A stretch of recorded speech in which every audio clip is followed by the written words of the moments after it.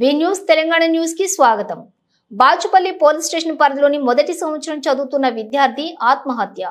Nizampet journalist colony Sri Chaitanya boys elite campus లో first year BiPC చదువుతున్నటువంటి విద్యార్థి జస్వంత్ గౌడ్ ఉరివేసుకుని ఆత్మహత్యకి పాల్పడ్డాడు. కామారెడ్డి ప్రాంతానికి చెందిన రాధిక రాజు దంపతుల కుమారుడు జస్వంత్ గౌడ్ కాలేజ్ ఫీజు చెల్లించే స్తోమత మనకు లేదు అని సూసైడ్ లెటర్ రాసి ఆత్మహత్యకు పాల్పడ్డాడు.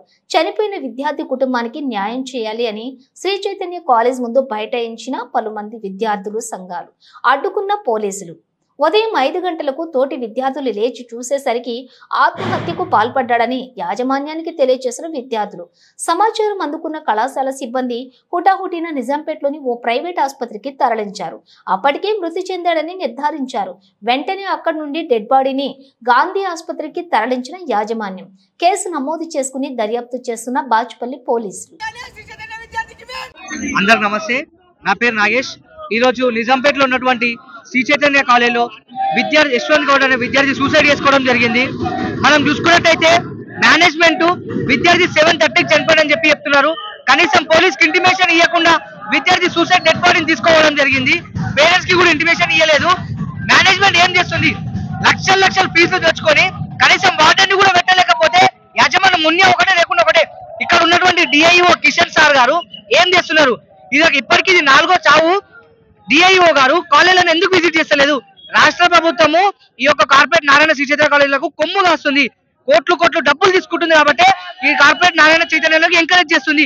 రాష్ట్ర ప్రభుత్వం వెంటనే విద్యాశాఖ మంత్రిని అటెండ్ చేసి ఈ యొక్క నారాయణ శ్రీ చైతన్య అన్ని కాలేజీలను వెంటనే పరిశీలించి కాలేజీలలో ఏం జరుగుతుందో ప్రతి ఒక్కరు తెలుసుకోవాలి. ఈ సూసైడ్ కి జరిగినటువంటి కారణకులు ఎవరెవరైతే ఉన్నారో ఇక్కడ ఉన్న ప్రిన్సిపల్ కానీ ఏజిఎం కానీ వాళ్ళందరినీ అరెస్ట్ చేయాలి. ఈ యొక్క క్యాంపస్ ని వెంటనే సీజ్ చేయాలని చెప్పి ఏబీపీ డిమాండ్ చేస్తుంది. గోపాల్ నా పేరు.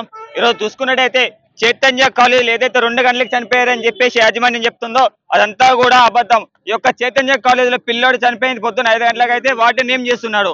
ఇదే చైతన్య కాలేజీలో పొద్దున్న 5 గంటలకి స్టడీ అవర్స్ అని చెప్పేసి ప్రతి ఒక్క వాటిని ఎవరైతే ఉన్నారో దాన్ని రౌండ్స్ చేస్తారు. ఈరోజు చూసుకున్నట్టయితే ఇదే కాలేజ్ చైతన్య కాలేజీలో వాటిని అనేటోళ్ళు లేరు. ఒక చైతన్య కాలేజే కాదు, మనం చూసుకున్నట్టయితే గత నెల రోజుల నుంచి చూస్తా ఉన్నాము. ఈ యొక్క కార్పొరేట్ యాజమాన్యంలో మన ఆత్మహత్యలు జరుగుతూనే ఉన్నాయి. ఈ యొక్క యాజమాన్యానికి ఈ యొక్క డిఈఓ ఎవరైతే ఉన్నారో కనీసం ఈ యొక్క ప్రభుత్వం నిర్ణయించినటువంటి డిఐఓ ఎవరైతే ఉన్నారో ఈ యొక్క రౌండ్స్ కి కూడా కనీసం రావట్లేదు. ఈ యొక్క కాలేజీలో ఏం జరుగుతుందనే విషయం కూడా ఈ యొక్క డిఐఓ పట్టించుకోవడం లేదు. ఈ యొక్క నిర్లక్ష్యానికి యొక్క యాజమాన్యం సమాధానం చెప్పాలని చెప్పేసి ఈరోజు అఖిల భారతీయ విద్యార్థి డిమాండ్ చేస్తా ఉంది. అదే విధంగా ఇప్పటి వరకు ఇప్పుడు ఈ సంఘటన జరిగిన అయినప్పటి వరకు ఇప్పటి వరకు ఏజీఎం ఎవరైతే ఉన్నారో రవికుమార్ సార్ ఎవరైతే ఉన్నారో ఇప్పటికి ఈ యొక్క కాలేజ్ కి విజిట్ చేయలేదు. కనీసం వాళ్ళకు నివాళులు కూడా ఈ యొక్క పిల్లడి జశ్వంత్ అనే పిల్లడు ఎవరైతే ఉన్నారో కనీసం నివాళులు కూడా అర్పించలేదు. ఈ యొక్క యాజమాన్యం సమాధానానికి ఏం సమాధానం చెప్తుందని చెప్పి కూడా అడుగుతా ఉన్నాం.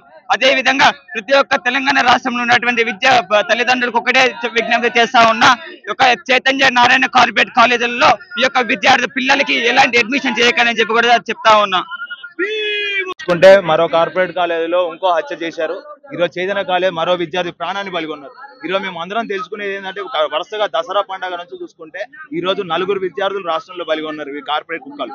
ఈ కార్పొరేట్ కాలేజీలు అందరూ కూడా చేస్తూ ఒక విద్యని మాఫియాగా చిత్రీకరిస్తూ లోపల విద్యార్థులు నానా చిత్రహింసలు గురి చేస్తూ ఇవన్నీ కార్పొరేట్ కాలేజీలు చేస్తున్న హత్యలే తప్ప దీంట్లో ఎటువంటి ప్రకారంగా కూడా దీన్ని ఆత్మహత్యగా మాత్రం దయచేసి చూడొద్దు.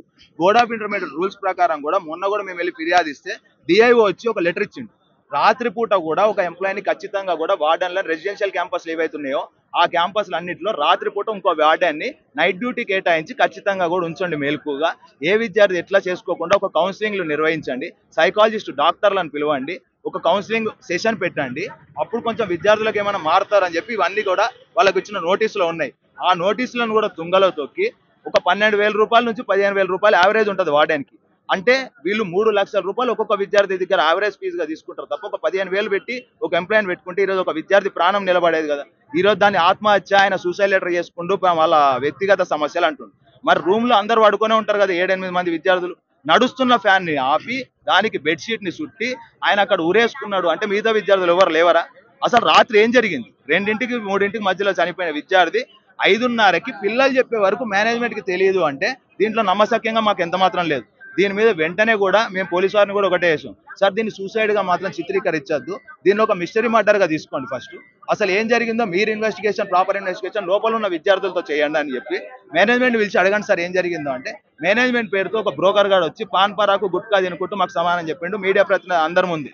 ఎందుకు తింటు నువ్వు గుట్కా తినుకుంటూ ఎట్లా మాట్లాడతావు అంటే ఆయన పక్కకి వెళ్ళి ఏంటంటే ఆయన పాఠాలు చెప్పే ఉపాధ్యాయుడు అంట, పాఠాలు చెప్పే ఉపాధ్యాయులు ఇట్లా విద్యార్థులు హత్యలు చేసుకుంటూ వీళ్ళు ఉండే బ్రోకర్ గారు తప్ప ఇందులో ఎవరు గారు. మరొక విషయం ఏంటంటే వెంటనే ఇంటర్మీడియట్ బోర్డు అధికారులు ఎవరైతే ఉన్నారో అసలు రాష్ట్రంలో విద్యా వ్యవస్థను మొత్తం కూడా నాశనం పట్టిస్తుంది. ఫస్ట్ ఇంటర్మీడియట్ బోర్డు అధికారులు ఎవరైతే ఉన్నారో వీళ్ళందరినీ కూడా వెంటనే ప్రక్షాళన చేసి ఆ అధికారులందరినీ సస్పెండ్ చేసి కొత్త కమిటీని వేసి వెంటనే క్యాంపస్ ని సీజ్ చేయాలని చెప్పి నవతెలంగాణ విద్యాశక్తి నుంచి డిమాండ్ చేస్తుంది. నమస్కారం. మనం చూసుకున్నట్టయితే ఈరోజు 3 గంటలకి స్టూడెంట్ చనిపోయిన జరిగింది. ఎందుకు చనిపోయినా మనం క్వశ్చన్ చేస్తే స్టూడెంట్ ఆర్గనైజేషన్ అందరూ వచ్చి అడిగితే పోలీసు వాళ్ళ సెక్యూరిటీ ఇస్తున్నారు. ఏం సార్ అని అడిగితే మీ దగ్గర కంప్లైంట్ ఉందా, ఇప్పటికి 4 స్టూడెంట్ నడపడం ఇట్లా, 4 సార్ నడపడం ఇట్లా. గవర్నమెంట్ ఏం పట్టించుకోదు. గవర్నమెంట్ ఎందుకు పట్టించుకోదు? వాళ్ళకి లంచాలు ఇస్తారు గవర్నమెంట్కి, గవర్నమెంట్ పట్టించుకోదు, అసలు పట్టించుకోదు. పర్మిషన్స్ ఉండవు వాళ్ళకి, ఫుడ్ మంచిగా పట్టించుకోదు, ఏమన్నా పిల్లల తర్వాత పట్టించుకోరు. ఎందుకని ప్రశ్నించినా కూడా ఇదే చెప్తాను ప్రతిసారి. ఇప్పుడు చనిపోయిన పేరెంట్స్ కుంటారా వాళ్ళ దగ్గరకు వస్తారు. ఈ రోజు చనిపోయిన స్టూడెంట్ ఏమైందంటే 3 చచ్చిపోయాడు. 3 చచ్చిపోయిన తర్వాత వాళ్ళకి పేరెంట్స్ ఇన్వెస్టిగేషన్ చేయలేదా? చేయకుండా బాడీని ఆర్ఐటీకి పంపించి పిల్లలకి అరే అవి అవుతుంటే కామన్ థింగ్, ఇవన్నీ అవుతుంటే ఏం కాదని చెప్పి వాళ్ళకి పిల్లలకి పైన ఎగ్జామ్ పెడతారు. ఏందని క్వశ్చన్ చేస్తే మనం ఇట్లా ఆపుతున్నారు. సో దీని గురించి న్యాయం జరగాలి, గవర్నమెంట్ యాక్షన్ తీసుకోవాలి. గవర్నమెంట్ ఏం యాక్షన్ తీసుకోవాలి? ఇప్పుడు మనకి ఎడ్యుకేషన్ మినిస్టర్ లేడు. సో ఎడ్యుకేషన్ ఇంటర్మీడియట్ అంతా కొలాప్స్ అవుతుంది. సో దీని గురించి చర్చ చేయాలి. ఇలాంటి పిల్లలు చచ్చిపోతారు, పిల్లలకి చచ్చిపోతే ఇలాంటి కాలేజ్ మేనేజ్మెంట్ ఖచ్చితంగా యాక్షన్ తీసుకోవాలి. యాక్షన్ తీసుకోకపోతే మేము అందరం పోతుందని చెప్పి తెలుసుకుంటున్నాం.